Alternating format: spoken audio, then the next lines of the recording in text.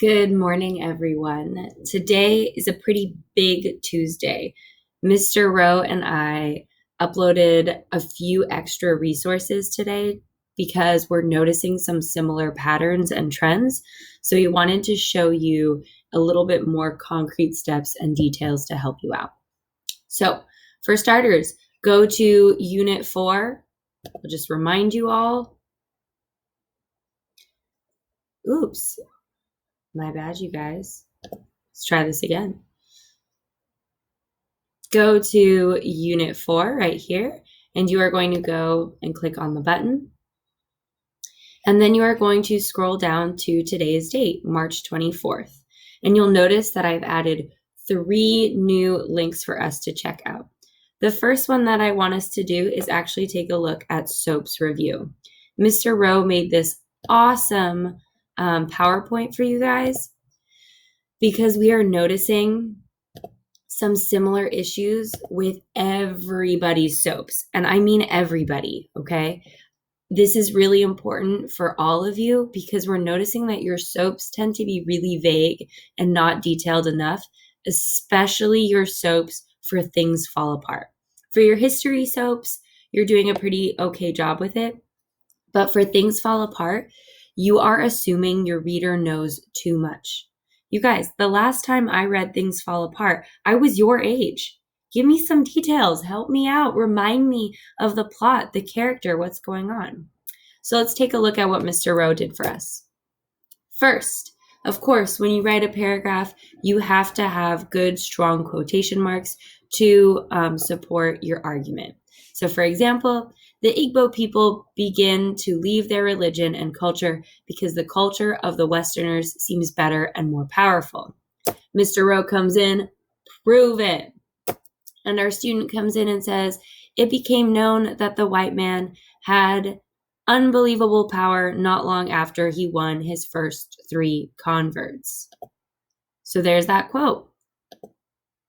This quote supports the claim because it shows, and then that's your commentary, right? You're explaining how this quote supports this argument right here. You guys are doing a pretty good job with that.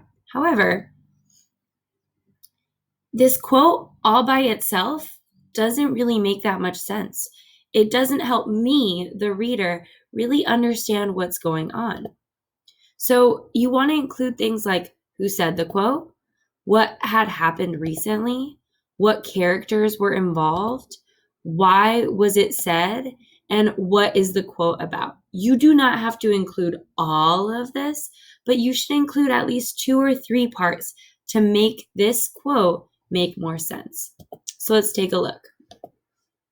The speaker of this specific quote, the speaker in general is the character that's saying the quote. The occasion is what is happening or what happened recently. The audience is who is the quote said to, who heard it, who was around. The purpose is why did the character say this quote? And the subject is really just what is the quote about? So for this specific quote, it's found in chapter 17. And here are some of the details that you could write about. The speaker is the narrator. The occasion is that Europeans just started building a church and are surviving in the evil forest. The audience is the Igbo people of Mbanta. The purpose is to show the reader that the Igbo believe the Europeans are powerful and strong. And the subject is the Igbo begin to convert to Christianity because they think the white men are powerful. So here's all this amazing and relevant information that Mr. Rowe and I want you guys to include in that integration. Right before your quote, we want some of that context, and then your quote, and then your commentary can come in. So if you just leave a quote like this with no context, no integration, that's what we called a floating quote. So we want to make sure that your quotes are integrated and combined with SOAPs to make sense. So let's try actually using this information to integrate this quote. The narrator says it became known that the white man had unbelievable power not long after he won his first 3 converts. Now, this is integrated. That's good.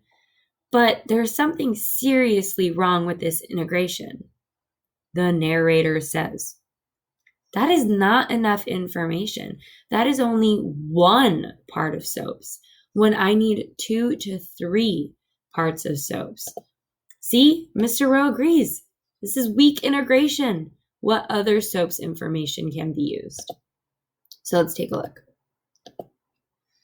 After the British built a church and survived the spirits of the evil forest, some of the Igbo people in Mbanta began to convert because it became known that the white man had unbelievable powers. So much relevant context. I see the occasion, I see the purpose, and now this quote makes so much more sense, and I understand why it was chosen for this anchor. Mr. Rowe agrees. See, so much stronger, a lot more background information. One last piece of advice, add important details. So, for example, Mr. Rowe gave you some pretty basic Mr. Rowe gave us some basic examples, but you could add really more important details.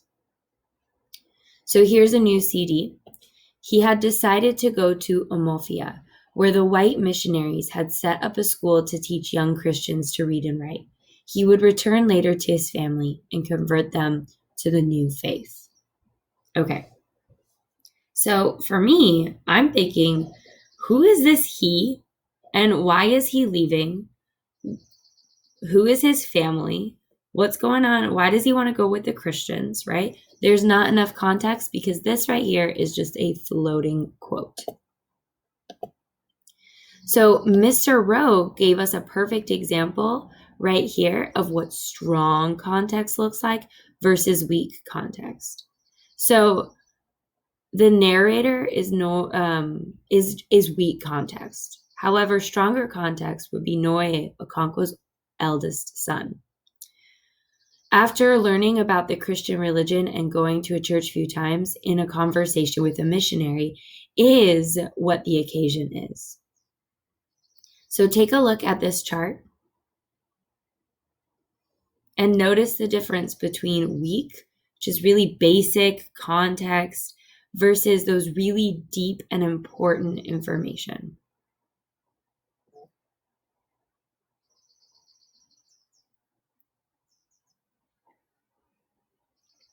Okay. So here's where we see a little bit of a strong integration versus a weak integration. Let's start with the weak. After Noye talked with Mr. Kaiga, the narrator said he had decided to go to Omofia, where the white missionary had set up a school to teach young Christians to read and write. He would return later to his family and convert them to new faith. Now, this is good. There's information, but it is pretty weak. Let's take a look at a strong example. After going to the Christian church a few times and talking with Mr. Kaiga, an African missionary, Noye decides to leave his family behind and join the Christians in Omofia, but he would return later to his family and convert them to a new faith.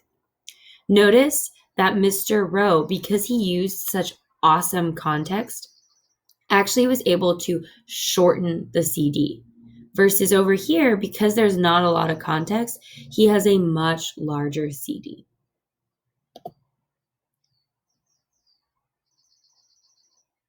Thanks, Mr. Rowe. Anyways, now it's your turn. What I would like you to do is check back through all of your CDs and see if you are actually using really valuable SOAP context for Things Fall Apart and history while you're at it. So all of that, if you want to take another look, is right here under SOAPs Review. Now, the other one that I really wanted to give you that I think will be really helpful is the example anchor.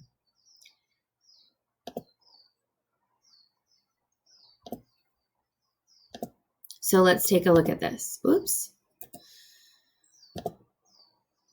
This is a actual student's anchor from last year. Mr. Rowe and I decided that we wanted you to have an example.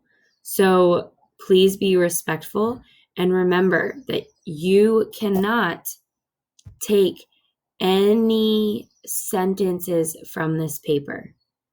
You can look at it to help you understand what an anchor is and what a paper is structured and formatted like, but you should not be taking sentences from this paper and putting it into your own. That is called plagiarism. And when you submit your paper to turnitin.com, this paper has already been submitted to turnitin.com, and it'll show us that you copied somebody else's paper. And if that happens, we have to call your parents and call the principals, and we don't want to have to do that, okay? So use this as a guide. Look at how this person wrote the paper, but again, do not use it for your own paper. So you're going to click on this link and it'll show you the actual anchor.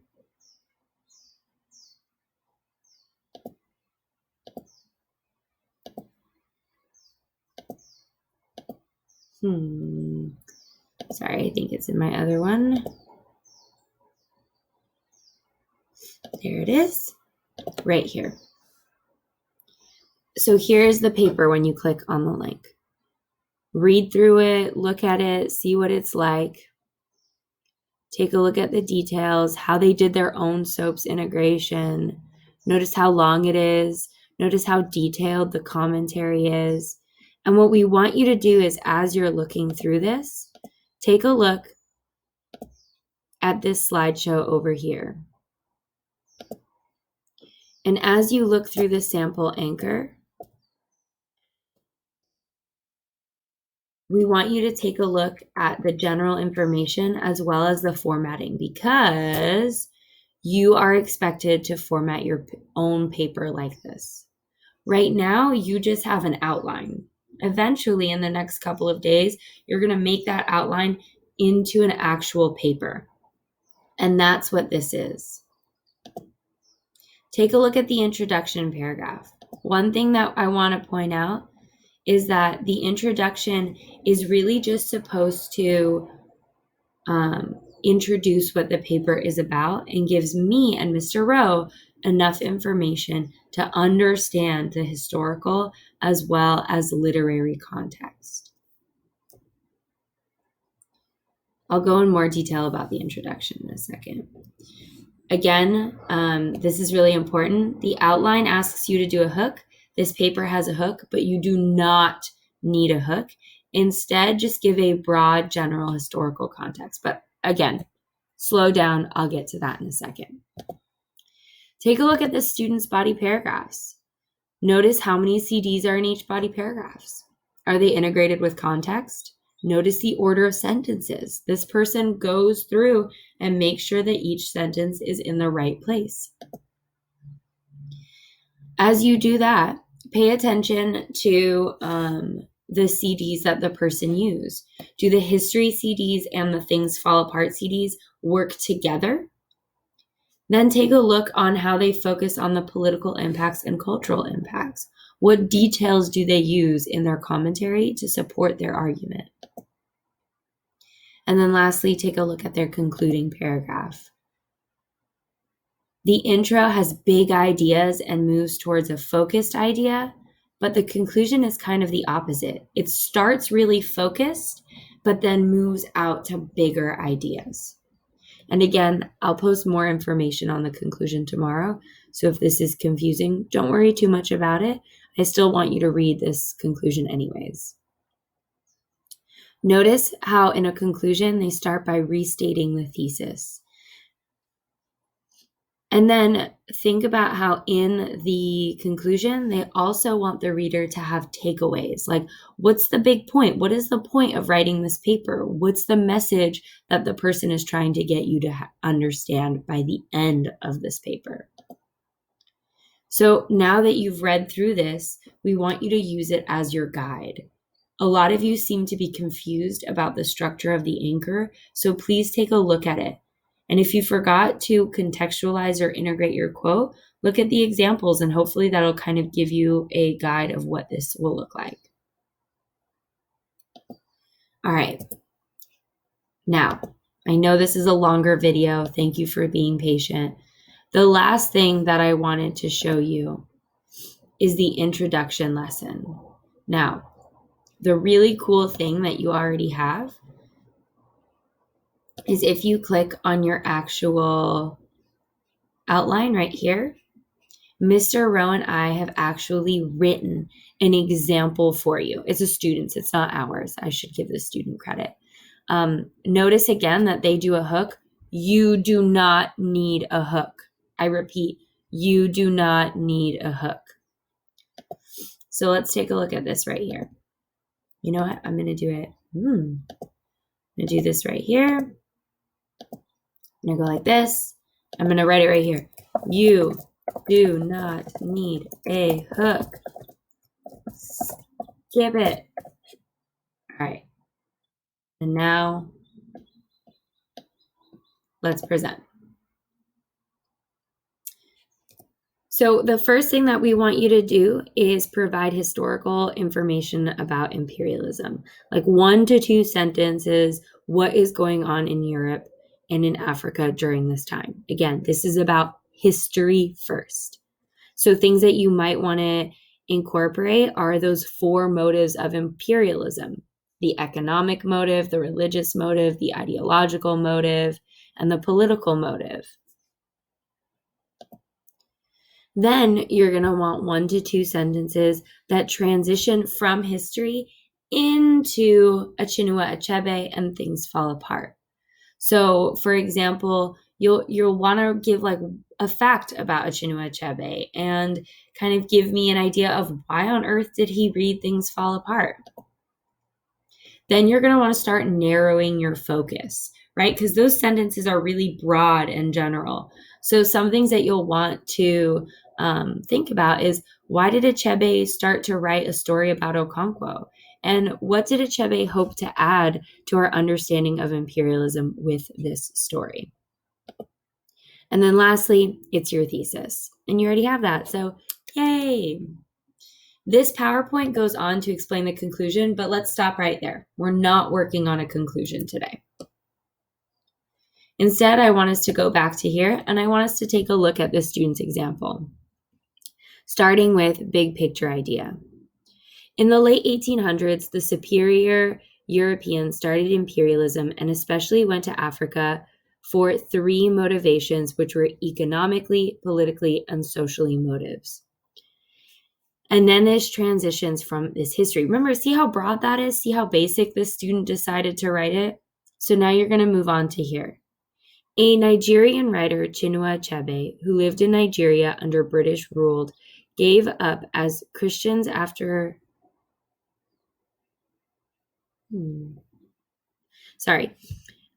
Nigeria gained independence. He wrote a novel, Things Fall Apart, which is a tragic story about an African hero who couldn't adopt the Western culture under British rule during the age of imperialism.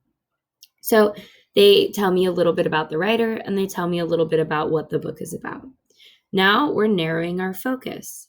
He wrote this novel based on the native tribe, the Igbo people's perspective, that he wants us to hear about the different perspectives about Africa from the Europeans' version. So basically saying that Chinua Achebe wrote Things Fall Apart because he wanted to give a perspective or interpretation of history based on the Africans' perspective, not the Europeans' perspective. And then lastly, right here, we have the student's thesis. So go ahead and start working on your introduction. I know this is a long video and I appreciate you being patient with me. But again, introduction today, fix your transitions, and take a look at that example anchor. I really hope that it'll help. Bye, everyone.